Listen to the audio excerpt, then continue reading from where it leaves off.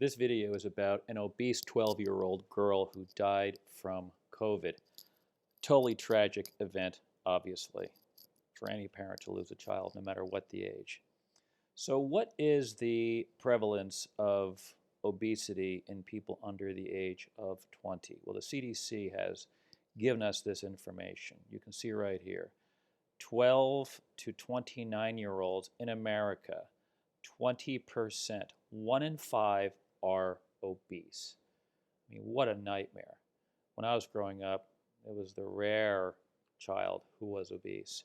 So how did I come across this particular tragic story?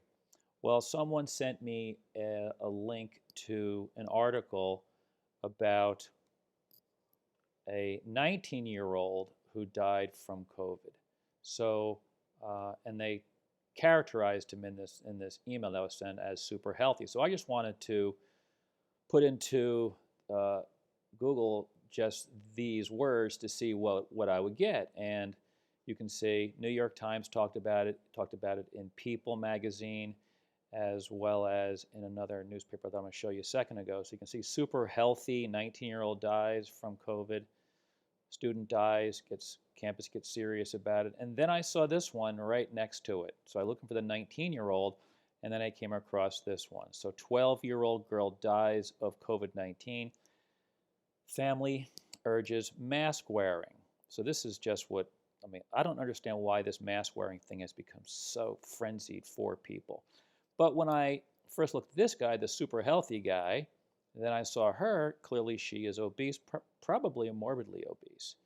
So that's the reason why I put the title Obese 12-year-old dies, because they made it sound just like some random situation.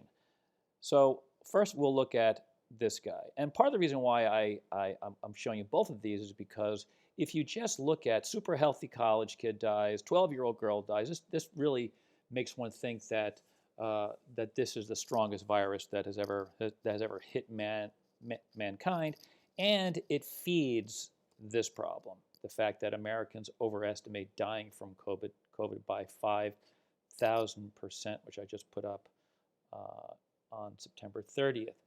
So let's look. So this was the actual link that I was sent. So 19-year-old, tremendous shape, so super healthy, tremendous shape, dies from COVID-19. So if you just look at the title, you think, well, anybody can. And of course, anybody can, but the odds of this is so rare. So if you read the article, it turns out that this guy died from a condition called Guillain-Barré.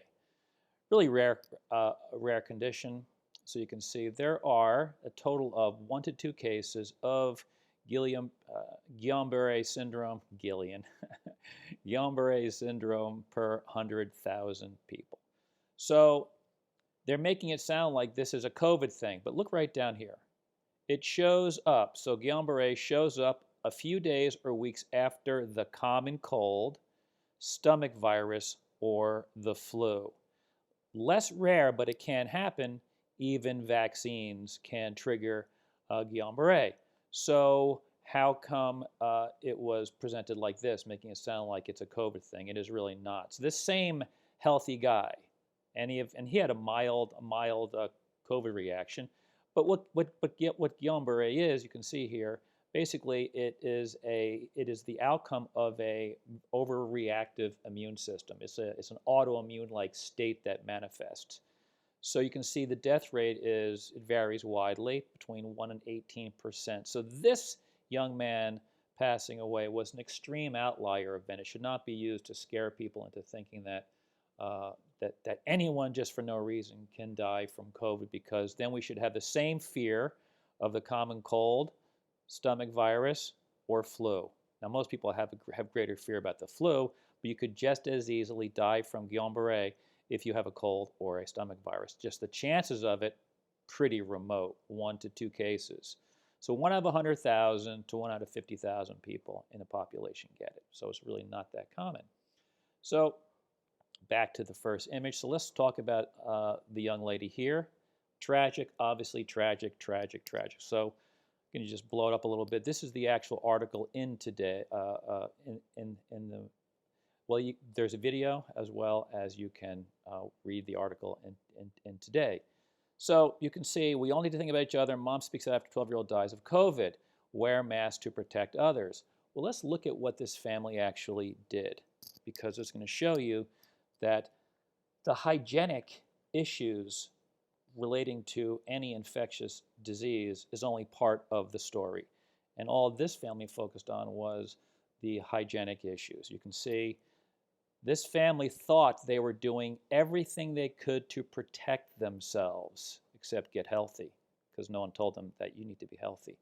We had taken all the precautions, they said. Look what the father even did when he came home from work. So basically, the family stayed at home. Whenever they went out, they wore masks. And then when the father came home, he would sanitize his shoes, immediately wash his clothes, and then hop in the shower. So pure sanitation issues, nothing about getting healthy. So what would push people? So if you say, well, how could they have known about other things? Well, it's been, the other healthy measures have been drowned out, because even if you just put into how to prevent COVID into Google search field, the first thing that appears is wear a mask, save lives. So these are the big three: wear a mask, wash your hands, socially distance, right? That's what, now when I was, I mean, I'm the oldest of four, so when the youngest is 10 years younger than I am, and I remember when anyone was sick in the house, or you have to go to the bathroom, you wash your hands.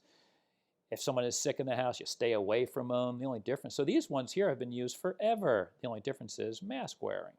So they made this like a, I don't understand why it's purely about masks. It makes no sense that that is the big push. It's purely a sanitation issue or a hygienic issue, and has nothing to do with making the body more resilient if infected, and we are all likely to be exposed. So this information just came out recently. You can see it September 11th. And in this piece by the CDC, and this has been used many times in social media, and I think they misrepresent it, you can see. So these are the characteristic of 154 people who manifested, who developed COVID-19. And they're talking about reported use of wearing masks, face covering, or a mask 14 days before illness onset. So you can see down below, always wearing the mask, and still they were infected. Now people say, you see, mask wearing causes you to get infected. It's just, now this is of course offense. This is what 95% of people, is it 85%? Geez, 85% of people often or sometimes wore a mask. So when you look at this, is that math right? Yeah, 85.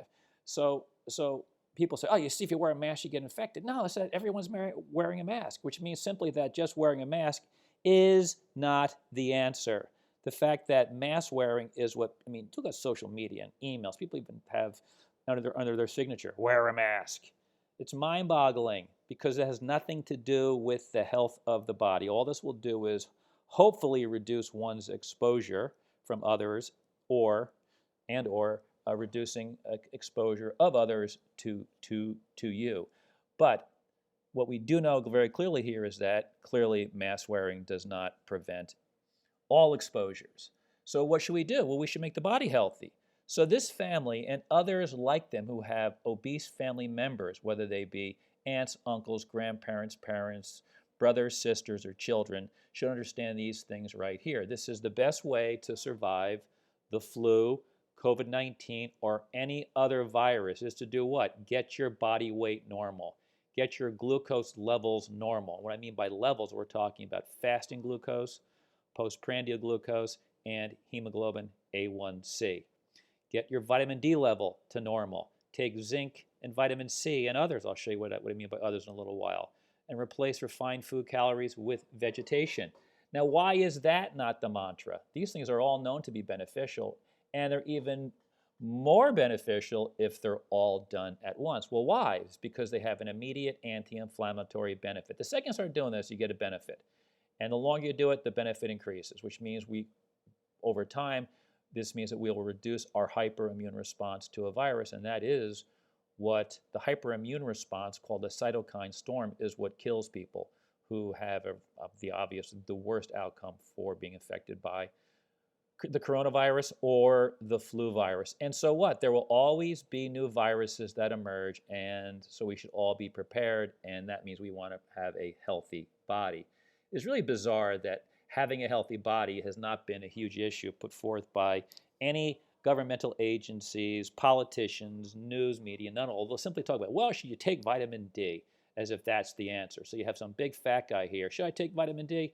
Well, you should also get rid of your big gut, because that big gut is what puts one at risk. So let's look at, well, actually, I've done a bunch of videos on all of these. So let's cruise through those real quick. So you can watch how obesity increases coronavirus severity at Deflame Nutrition, how having high blood glucose levels feeds COVID-19. Vitamin D improves immune function. What it does is it deflames immune activity. Here is a video about vitamin C. Here's a video about zinc. And I mentioned it in that other slide, other potential supplements. Well, this is an image from the Deflame diet, my new Deflame diet for immune health. When you can see, here's zinc, here's vitamin C, here's vitamin D, here's fruits and vegetables. People often take selenium and vitamin E and iodine and omega-3 fatty acids to knock out the excess omega-6 fatty acids. All of your polyphenols from fruits and vegetables have an inhibitory effect that supports what zinc does. So that is why I put in that image, take vitamin C, zinc, and others, or etc. So the real issue is that why did this family not know all of this? Why did they not know all of this?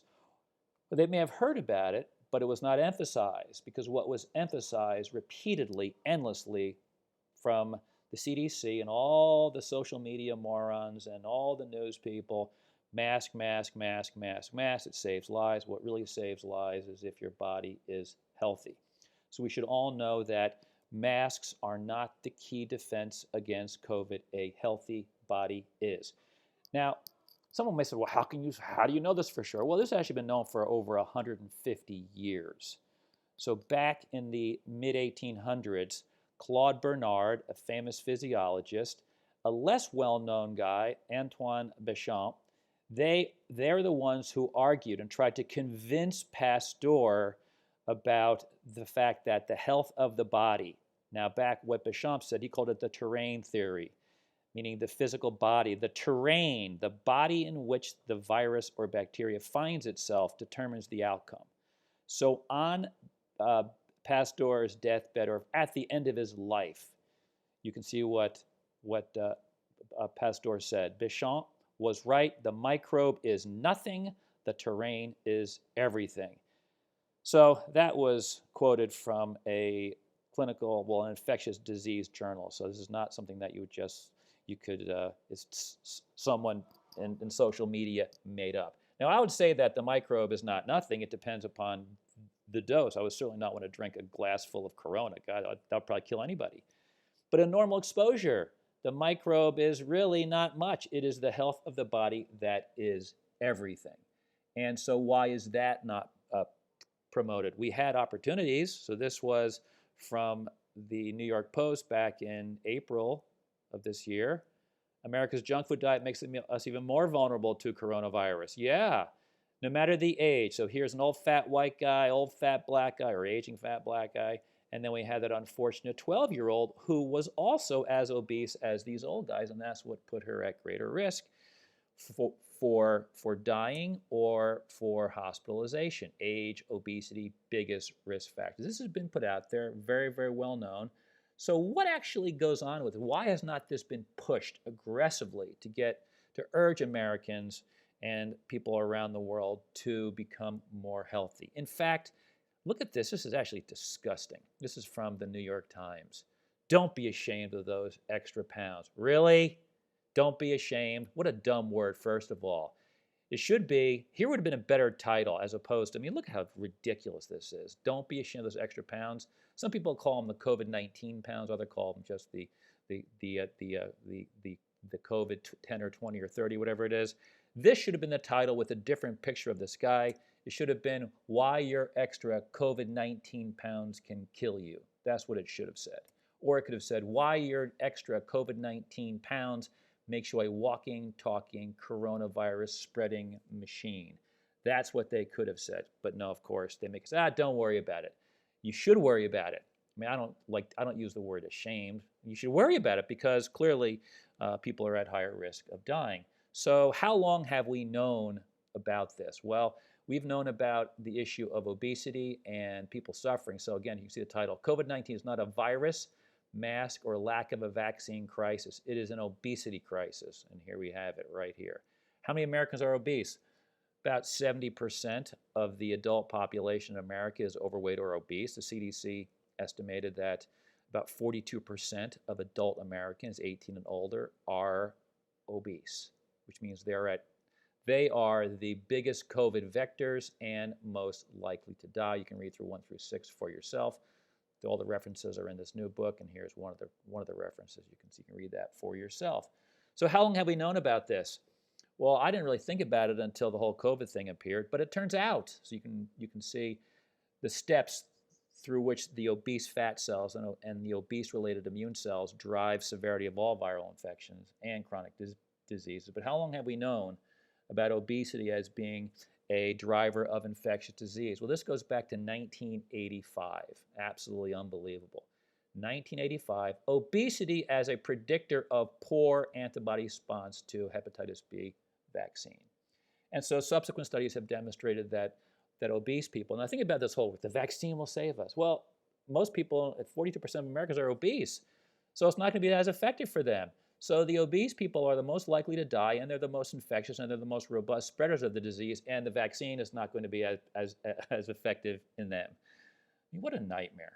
And virtually no one knows about this, which is just shocking because everyone is mesmerized by the hysteria, the mask hysteria, the mask insanity that is going on and perpetuated for odd reasons to me. So in 2007, so 13 years ago, this paper was published. You can see Journal of Nutrition, 2007.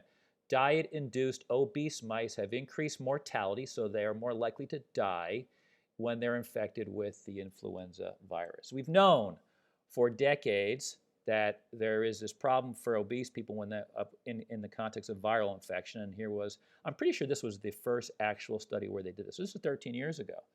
So since before Corona appeared, what did we know? Well, this paper was published in January. It was online in December in this journal, so Influenza, Other Respiratory Viruses, and it appeared in print, hard copy, in January of 2019. So that's a full 1 year before Corona emerged. What did we know? Underweight, so these are frail, sickly people. Overweight and obese people are risk factors, independent risk factors for hospitalizations for adults and children from the flu and other respiratory viruses. So we knew a year before for sure that obese people are at greater risk. So this was January 2019. This was published in the American Academy of Family Physicians, August 2018. Look what we're told here. Look at the language. Although it's well known that obesity increases a person's risk of severe complications from the flu, as in dying, new research shows that obesity may also play a role in how the flu is spread by influencing how long patients with obesity who contract the flu remain contagious. So the study that they're citing right here would be this article, and they tell us that obese people shed influenza viruses 42% longer than non-obese individuals. So they're more likely to die, and they are the primary spreaders. Another paper said that it can be up to 100% longer where obese people continue to produce and shed viruses. So 40 to 100% longer obese people are infected and more capable of spreading it. So where the real shaming has been done on lean, healthy people who have been criticized for being the primary spreaders, which is absolutely ridiculous. What else did we know before Corona appears? This is all before Corona appeared. So the populations have been told. If you look at CDC articles or CDC, well, yeah, I guess they're articles actually, and they're also you can just read them on the website as in the URL form or download the PDF. They've tracked the obesity trend in America since the 1960s, 70s, 80s, 90s, and it's unbelievable. All they do is like, oh, we're getting fatter, we're getting fatter. The message should be, we're getting fatter and we're more likely to die from chronic diseases as well as seasonal flu and any other novel virus that emerges because obese people do not process viruses properly. So this was from May of 2019, a full half year before Corona appeared. So impact of obesity on influenza virus pathogenesis, immune response, and evolution. So we have known this for a long time. So there is no excuse for this family to not have known that and to have that beaten into their heads and anyone else, because it could have saved their child. Because the child passed away in September and Corona appeared in essentially December, January of this year. So she could have been shredding away while locked down. So this is a message to anyone who is obese, and or if you have loved ones who are also obese, to get your body back in shape. So no, why would this not be promoted massively? I can't say exactly why, but I do know one thing. Obesity is now an industry for young and old people. It's a disease, part of the disease industry. And so billions and billions and billions of dollars are made on disease. We've got a disease industry, and the people who profit off the disease industry don't really want for their business issues for people to get healthy. How do we know this? Am I just making this up? No. Goldman Sachs asked in biotech research report, is curing patients a sustainable business model? So no wonder why people are not told to lose weight, get healthy, get fit, get out in the sun, walk, eat tons of vegetation, take the appropriate supplements. What are we told? Wear a mask.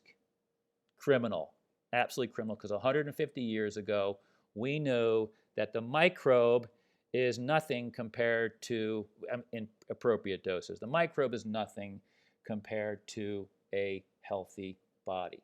So this is 150 years ago that this has been known.